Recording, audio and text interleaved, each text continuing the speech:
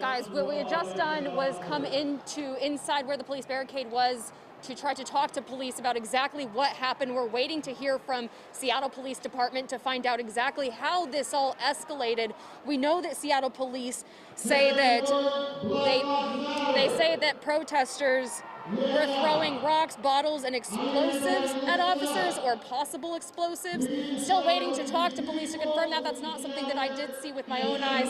When I was on the protest ground, I saw a lot of people pushing, and you see we're still having this, and the loudspeaker of the police department talking right now to those protesters. They just earlier asked them to stop throwing things again. So Marcus is showing you what it looks like right now, but take a look at what happened once those flashbangs went off.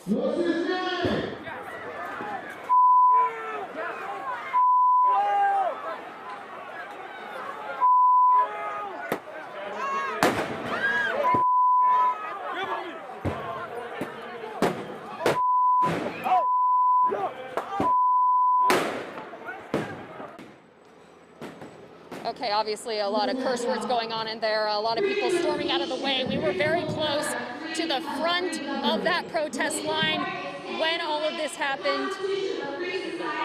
I'm going to take a listen right now at what's happening right here on this scene.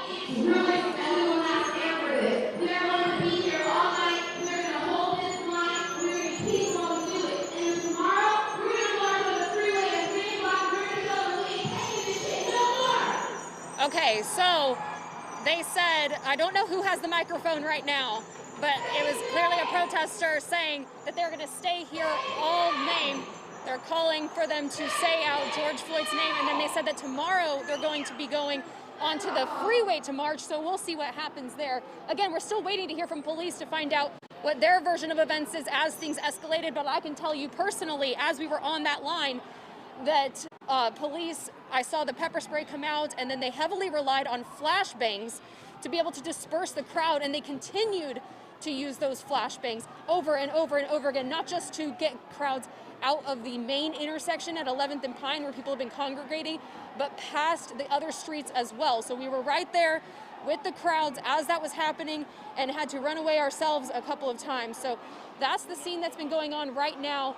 I'm not sure exactly what's happening right there at the protest line right now, because we're back here and you can see that if you're looking at us live, the National Guard is out here. Everybody's wearing gas masks that has their shields on up closer to the front of the protest line, and we see those umbrellas out there. Certainly we've been out here for several hours, and mostly this protest was, as they would say, peaceful, as they spent hours and hours chanting at police all day long. It was when those protesters started pushing that barricade forward that police started warning them to go backwards. And there were several warnings over the loudspeaker as police continued to say that they wanted to be able to maintain a peaceful protest. Over and over again, they warned those protesters to stop pushing the barricades forward. And then as we saw the police advance down, sorry, I'm just watching what's happening on the scene as I'm trying to talk you through what happened earlier today. But it was when our crew saw the police start to advance toward that barricade as protesters refused to go backwards on that barricade that is blocking protesters from the East Precinct. That's when the crowd started moving backwards. That's when we started going backwards as well. And that's when the flashbangs started here on the scene. So we're continuing to follow what's going on. If you're watching us live again, you're seeing a lot of the action from behind the police line, which is actually a really new vantage point for us here. For a time, the protesters were spread way out past 11th and Pine. We saw SWAT teams and their trucks, and they pushed the protesters blocks down Pine. So they were a couple of blocks down Pine from where all of this started. We're waiting to hear more about that improvised explosive. I was talking to a police officer earlier on the scene. He told me that at least one officer was hurt in the leg. He got a puncture wound in the leg from glass. So certainly the tensions have gotten high tonight after several days where there wasn't any flashbangs that came off during this time. So again, a Saturday night, we knew that the crowds would be a lot bigger today. They promised to continue to coming out every single day, but that's what we're experiencing right now. And if we hear from police soon, we're going to be sure to come right back to you and tell you what they had to say tonight. We're live in Seattle, guys. Back to you. Okay.